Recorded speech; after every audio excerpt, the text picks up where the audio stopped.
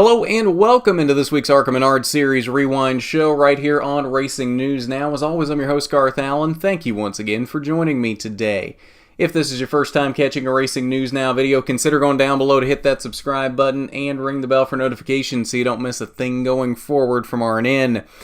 On today's ARCA Rewind, we're looking back at Friday's General Tire 200 from the Talladega Superspeedway, 76 laps. 202.2 miles around the 2.66 mile triangle in Talladega, Alabama. Only 2 caution flags in this race. Pretty tame for a Talladega race for a total of 15 laps.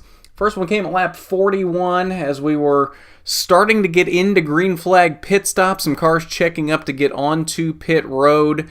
Thad Moffitt checks up off of turn 4, tries to go high to avoid them. Christian Eckes, not realizing Thad was checking up, and it almost looked like Thad even got on the brakes. He probably didn't, but he slowed up so much that it looked like it. Eckes gets into the back of him. They both spin out. Eckes hard into the wall. Not a good return for Christian Eckes after missing Salem a couple of weeks ago due to his food poisoning illness.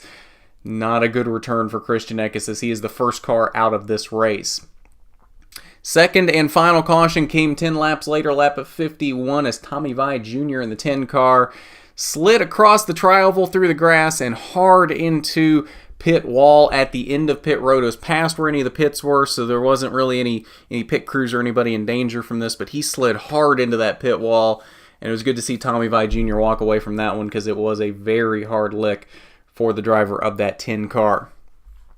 4 lead changes in this race. Gus Dean led the first 4 laps. Brandon Lynn did not lead a lap in this race. He did start from the pole, but did not lead a lap as Gus Dean took the lead before lap 1 concluded.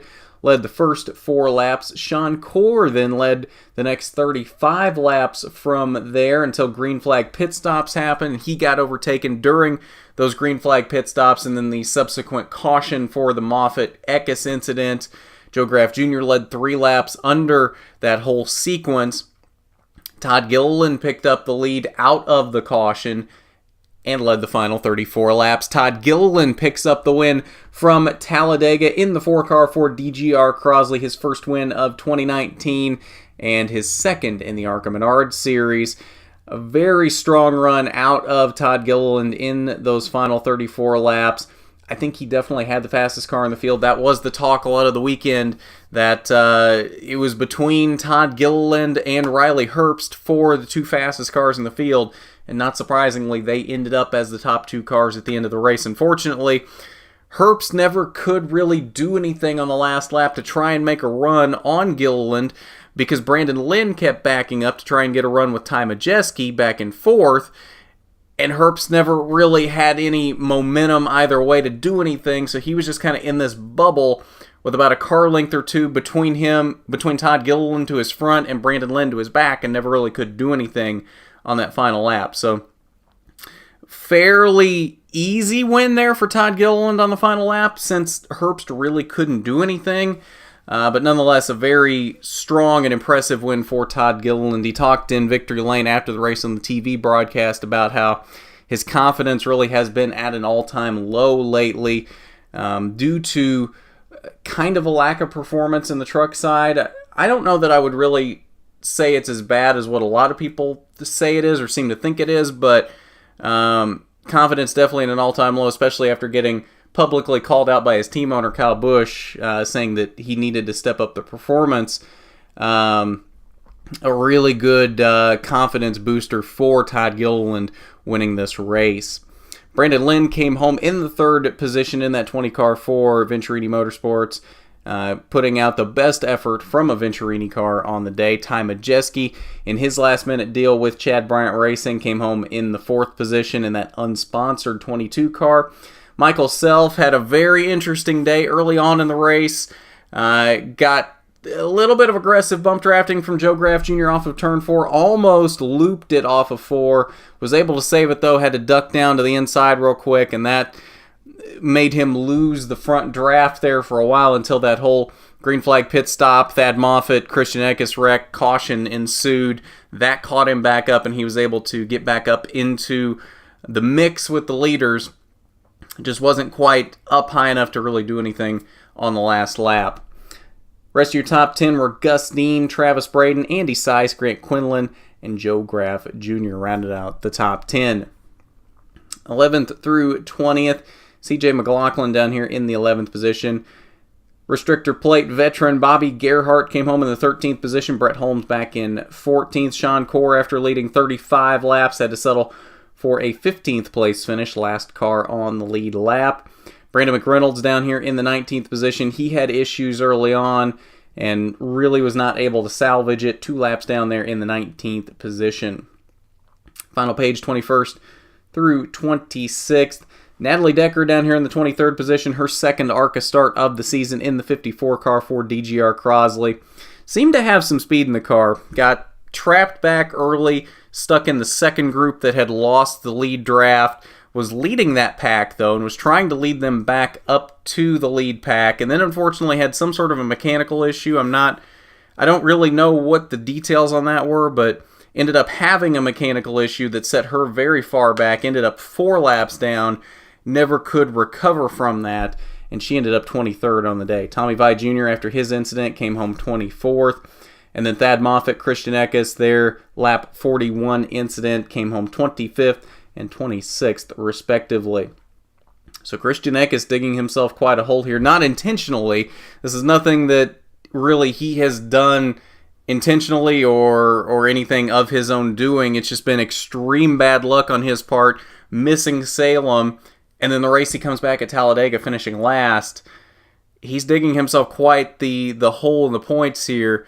I will say this, though. If he comes back and wins this championship, that will be possibly the most impressive championship win in the history of stock car racing. The deficit that he has put himself in now, if he's able to come back from that, if it's not the most impressive, it's one of the most impressive, and it will be fun to see. We know he'll fight back to some extent, whether he wins the championship or not, because we know he has loads of talent. It'll be fun to watch for the rest of the season if he is able to bounce back from this. All right, that's your results from the General Tire 200. We were able to catch up with Todd Gilliland just a bit ago to talk about this win. So let's go to that interview now, and then we'll come back and check the point standings before wrapping up. And we're now joined here on the ARCA Rewind Show by winner of Friday's General Tire 200, Todd Gilliland. Todd, how are you doing today? I'm doing really good. How about you? I'm doing pretty good.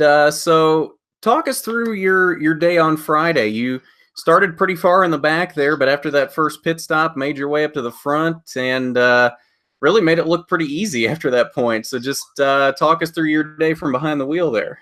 Yeah, absolutely.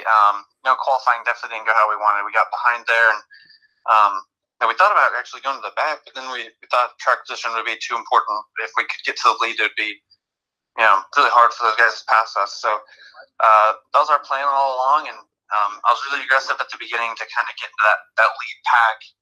We all got single filed out and kind of pulled away a little bit from the rest of the guys. So that was really nice. Kind of took the battle down from all the cars to about 5 or 6, and then coming to pit road, I was able to gain a few spots, and then on actual pit road, we gained a ton too. So just an all-around great team win. So there at the end, you didn't really have too much competition from those guys behind you. They never could really get formed up there. Did you have any kind of a strategy if they were able to get formed up? We're just going to try and block them. My spotter, Eddie DeHunt, did a really, really good job all race about that. And he was definitely watching my mirror, and just as I was. So he's seen a bunch of that stuff happen, and you'll see it probably with Chase Elliott in the Cup race. And that's part of the good thing about having some experience behind you on the pit box and on the radio is, if I don't necessarily know what to do, that someone will. Right. So you talked post-race on the TV coverage about how going into this race, your confidence was kind of at an all-time low, given where you've been at with the truck program lately. What does a win like this really do for your confidence going forward? Yeah, it definitely helps a lot. Any win, no matter how big or small, is huge. But getting one at Talladega is a lot of fun, and just being back with the DGR Crosley guys is always a treat. Definitely a pleasure to drive their race cars. So hopefully we can do it a few more times. But definitely our main focus is the trucks from here on out, and hopefully just keep this little bit of momentum rolling while we can, and go get some more. Now, lastly here, it was mentioned a few times this weekend about how this was kind of a last-minute decision for you to run this race. Only decided a couple weeks ago to run this race. So do you have any other ARCA races planned for the rest of the season? Or if you do run any, will they just kind of be last-minute like this one was? Yeah, I'd say that's about how our plans usually go. Is last minute, if we got a weekend off and a couple cars sitting around, that we might decide to go do it. But I don't think we have too many more planned right now. But I think you'll maybe see me at the second Pocono race, and I think that's it for now. So we'll see what else pops up. But if our truck stuff can keep rolling, we'll probably just stick to that. All right, cool. We'll look forward to seeing you if you show up anymore at these ARCA races. Well, Todd, congratulations on the win on Friday, and good luck the rest of the season on the truck side. Yep, thank you. And we want to thank Todd again one more time for coming on and chatting with us today. It's a pleasure, as always, talking to him. Always a fun chat, and hopefully we'll get to talk to him again very soon. All right, let's look at the point standings before wrapping up here today. 4 races into the 2019 ARCA Menard Series schedule. Michael Self has now assumed the points lead, 5 points above Travis Braden. They are kind of separating themselves at the moment as the two potential championship contenders right now. We know Christian Eckes would be in that battle if it weren't for the bad luck he's had the past couple of weeks, but right now it is at least 4 races into the season. It's shaping up to be a Michael Self, Travis Braden championship battle here as they are 5 points apart at the top.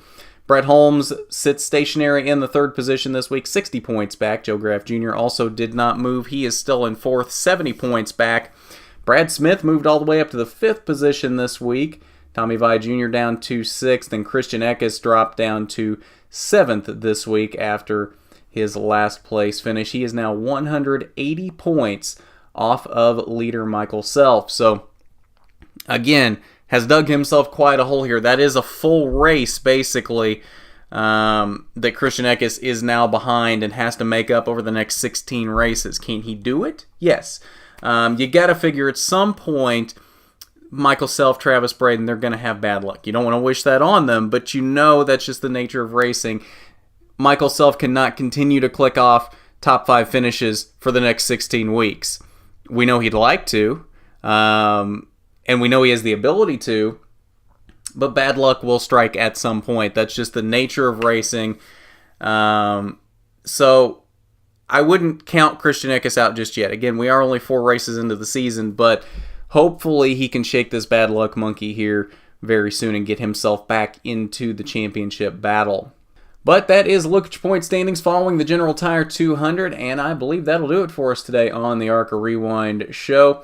Xfinity Rewind coming up here probably tomorrow morning. I'm not sure yet. We'll have to see once the race finishes who the winner is, if we're able to get a winner interview for that.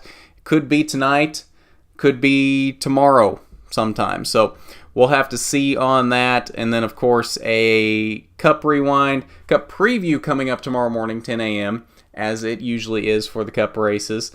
And then a Cup Rewind coming up tomorrow evening as well. And then Pole Position, as usual, Monday evening, 8 p.m. Eastern, to recap you on everything that happened this weekend in the world of motorsports. Not just the NASCAR world, but everywhere in the motorsports world. But if you haven't done it already, you need to go down below, hit that subscribe button, ring the bell for notifications so you don't miss a thing going forward from RNN. While you're down there, why don't you hit that big thumbs up button if you like the video. It is much appreciated when you do. So with that, this has been the ARCA Menard Series Rewind show. I'm Garth Allen for Racing News Now.